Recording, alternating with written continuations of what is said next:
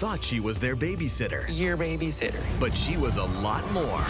She's the girl next door. My Babysitter's a Vampire, the complete first season on DVD. You're gonna want to see this! With a little help from their vampire babysitter, Sarah. Hooray! We're saved! It's Ethan. I had a vision. Rory. Sweet! And Benny. We're rolling in style. In 13 supernatural episodes, with vampires around every corner. In Fangs, we trust. Paranormal activity that's got the kids spinning out of control. Oh, yeah! And one babysitter you won't want to mess with. I don't know what your babysitter's done to herself, but I like it. Plus a super bonus, the movie that started it all. Ew, chicken breath?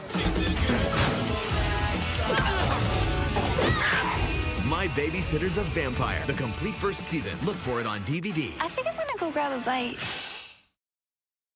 If I got a day, pain would go away. Tell me that you love me, it will be okay, yeah. My Babysitter's a Vampire was a TV show on Disney Channel, a sequel series from the movie of the same name. I talked about the movie last year, so feel free to check that out if you want. As for the show, I caught a couple episodes every now and then, but I wasn't an avid watcher. It did pretty well in the ratings. Wasn't breaking any records, but it had a consistent fan base. So let's find out if My Babysitter's a Vampire the series is just as good as you remember. Let's start with the pilot. Father, forgive me, The episode starts with Ethan and Benny in school, talking about what's changed since the movie. Once we were lowly high school noobs. Now we're vampire-killing, spell-casting rock stars. Benny sees a girl he wants to get with and conjures up some flowers to make his move. I guess the girl he tongue-kissed in the movie didn't work out. Also, how the hell did nobody see what he just did? Sarah soon shows up asking Ethan for some money, but gets interrupted by Benny making the girl cry. He explains that she's upset because her dog died, and Benny wants to try to resurrect it to score some brownie points. Ethan is of course against this, but Benny doesn't care. And next we have the theme song, which still bangs. What you get is what you see. No more maybe, it's Maybelline. Back to the show, Benny's still trying to figure out how to bring the dead back to life. Ethan still thinks it's a bad idea, explaining just how morbid it is to bring someone's deceased pet back to life. Like, nah, this is really messed up when you think about it. The dog just died and she still hasn't got over it. Instead of bringing the dead back to life, why don't you try, I don't know, a box of chocolates? Later, we meet back up with Sarah, still trying to bum $20 from Ethan. Erica finds her and is here where we find out that she and Sarah are still friends and Sarah is still a fleshling. Because of this, she can't utilize certain vampire privileges like flying. Also, while this is happening, Erica leaves to eat a bunch of jocks in broad daylight and nobody sees this. We meet back up with the guys. Benny finds an assortment of potions he believes might be the key to bring back the dead. He asks Ethan to touch him so he can get a vision to see which one will work. Focus. I said what I want to say. I said what I want to say. I say.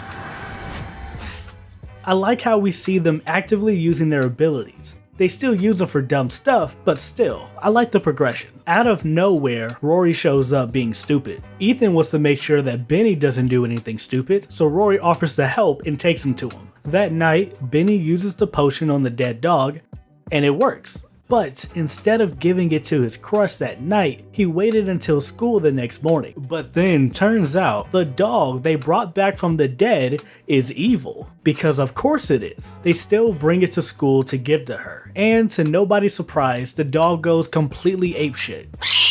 Get the fucking dog, bitch! As this is happening, Sarah and Rory stop by, revealing that they both had weird encounters with undead animals, leaving Ethan to come clean about what they did. Benny's grandmother eventually finds out what's going on. She explains that the potion only reanimated their bodies, not their souls. You reanimated the bodies, but the souls had moved on. And a body with no soul is a demon's playground. So the plan is for somebody to play this demon flute. And when all the dead animals come running, they'll shoot them with these water guns filled with anti-potion. All the while, Ethan's dad is hosting a business meeting and Sarah, still broke, is acting as the waiter. And for some reason, they made the mistake of putting Rory in charge of the flute. I had an inspiration.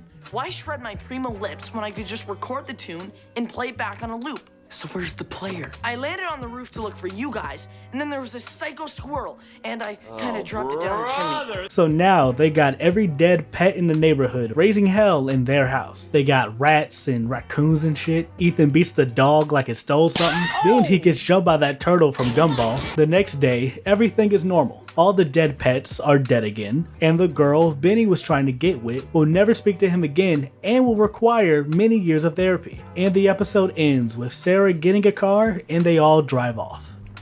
And that was My Babysitter's a Vampire, the series, the pilot. It's just as goofy and ridiculous as the movie, but with a bit more character. It felt like a natural progression from the show to the movie. However, some things haven't changed. They still take shots at Dust fans, the fights are just as dumb and ridiculous as before, and they still make corny pop culture references because there's not a moment in the show that they don't remind you how nerdy they are.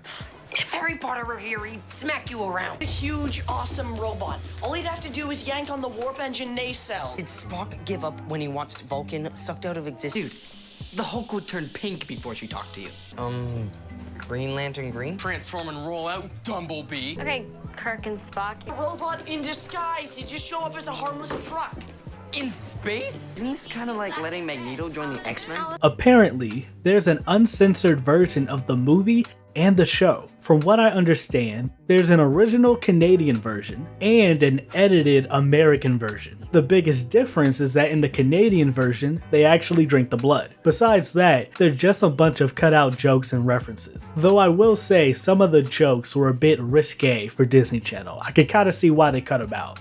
Let's see what you've got, girls. God bless cheerleaders. Let's see what you've got, girls. This is gonna be better than that movie with the alien with 3 boobies. Well, how about I say this? You're a pathetic little weasel. And then she started swearing. And some of them were like double swears. Well, how about I say this? And then she started swearing. And some of them were like double swears. So I have no choice but to pull out the big guns. What? Is that like a secret website? It's totally secret. Excuse me for a sec. So I have no choice but to pull out the big guns. What? Is that like a secret website? It's totally secret. Excuse me for a sec. Hey, yo! I don't have a preference of one over the other, but still, I thought it was worth mentioning. If I had to pick my favorite season, I'd probably say season 2. Season 1 was fine, it did a decent job establishing the world and the creatures in it, but as season 1 felt a bit more put together, season 2 was more experimental and grand. We get to see more of Ethan's room and the school with a couple of new locations sprinkled in. It's just as funny as last season, if not funnier. Season 2 also introduces new concepts and rules to their world. One of the biggest is the Vampire Council, who looks just as non-threatening as Jesse did. More on that later. However, the worst thing about season 2, besides the new theme song, Turn it off! Turn that off! other than that, the worst thing that happened in season 2 was the ending. Not gonna lie, that cliffhanger hurt, bruh. It all happened so fast. Instead of being a wacky vampire show, it had stakes, it had substance. It became interesting. It's a damn shame that we're stuck forever wondering what could have been. Don't be afraid. My Babysitter's a Vampire will be back in a bite on Disney Channel. We're back with more Bite. My Babysitter's a Vampire is back on Disney Channel. I had to look at myself in the mirror like, do you want rap anymore? This show is hard to place, but I feel that part of its charm is in its characters and how they're portrayed. The acting isn't great, but for what the show was going for, it kinda works. Ethan, played by Matthew Knight, Ethan's alright, acting as the voice of reason while also being the main one coming up with the plans. One of the most frustrating things about the show is how Ethan can have a vision and doesn't just flat out tell everyone what he saw. Or whenever he does decide to say something about his visions, nobody believes him or takes him seriously. Y'all see weird shit every day, and his visions have never been wrong. How do you still doubt him? Out of the main crew, Ethan has the best and worst ability. Having visions seem cool on paper, but he isn't able to fully control them. at least not until season 2. They kind of work similarly to That's So Raven, but hers are kind of triggered sporadically while his is triggered by touch, which seems worse, I'll be honest. Like anytime you shake somebody's hand or get a hug, you have a 50% chance of getting a vision. Okay, like bear with me. Imagine you're having sex, right? What the fuck? Imagine you're having sex and all of a sudden homie just seizes up having a vision. You really think you're gonna finish after that? No. The moment's gone. Though by comparison he's the most responsible, he still participates in all the shenanigans, like dressing up as cheerleaders, or the time that Benny made a potion that made everyone who smelled it fall in love with them. Also in this same episode, a teacher smells the potion and falls in love with him.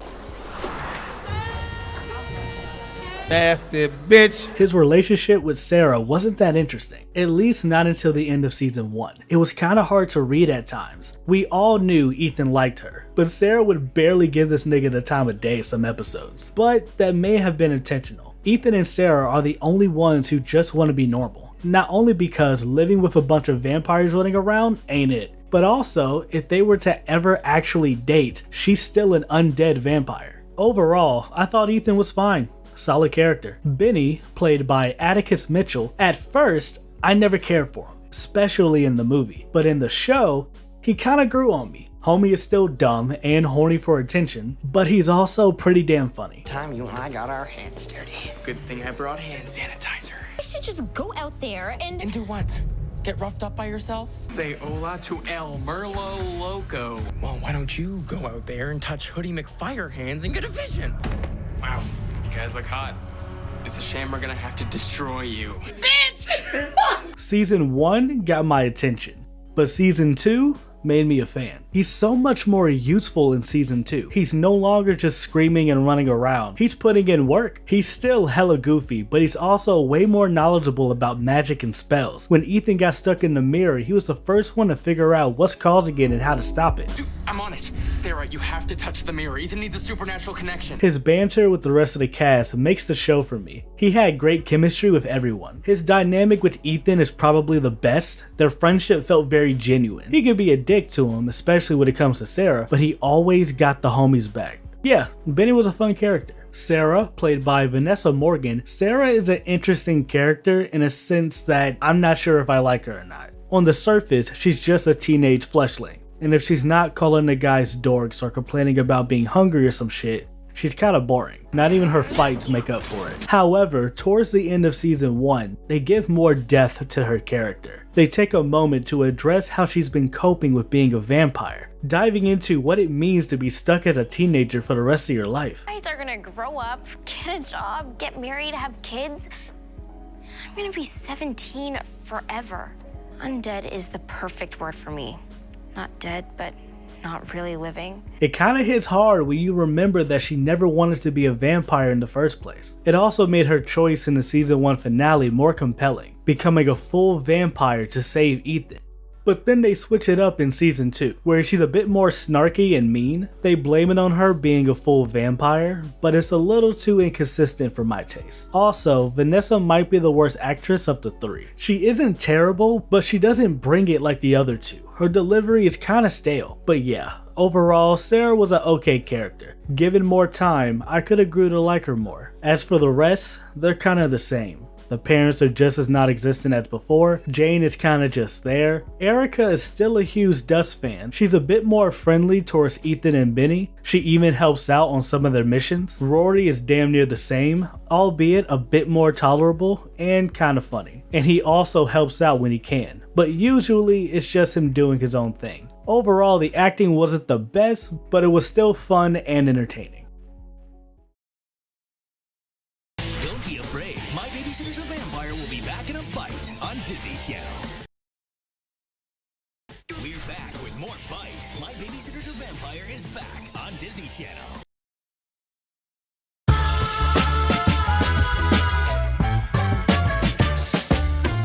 MBV is a villain of the week type of show, so there was a bunch of different villainous characters every week. Some were good, most were bad. You had the undead animals in episode 1, which were okay. Evil cheerleaders, that was a good episode, but the cheerleaders were bland and nothing special. The nurse vampires were kinda cool. The evil doll was nothing special either. The only highlight was when Sarah pushed her down the stairs.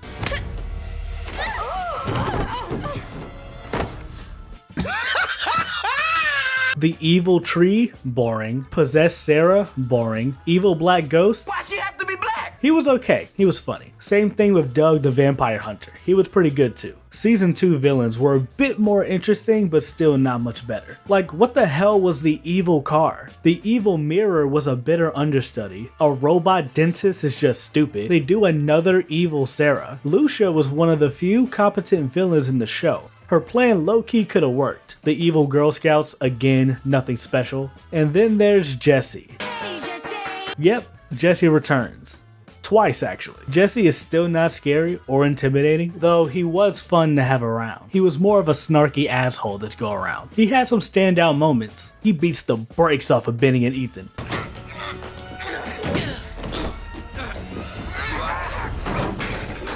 The way he disappears is funny as hell. He appears in season 1 and then comes back in season 2 as an unlikely ally to help face with season 2's big bad, their vice principal. He was actually a decent villain. Too bad we didn't get a lot of time with him. We'll be right back to My Babysitter's a Vampire, the series, right here on Disney XD. Now back to My Babysitter's a Vampire, the series on Disney XD. Scary skeletons and shivers down your spine.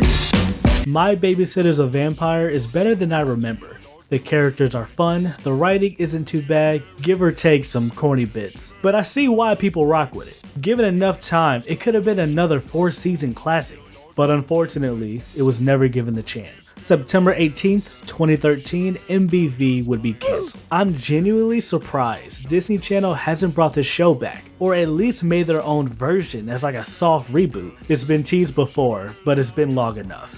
It's not coming back, which is a damn shame. I really want to know what happened. It was just getting good. At least bring it back as a miniseries, or maybe another movie? Hell, I'll take an animated adaptation if it means you finish the story. I don't want to gas it up too much. The show is fine, but it's not great. I'm more of an advocate for closure than continuing the series, if that makes sense. As of recording this, it's currently streaming on so check it out if you want. If you're looking for a fun show to watch this Halloween, I can recommend it. It's best enjoyed with friends anyway. But hey, you don't have to take my word for it. Seal your doom tonight. Spooky, scary skeletons and shivers down your spine. Shrieking skulls will shock your soul. Seal your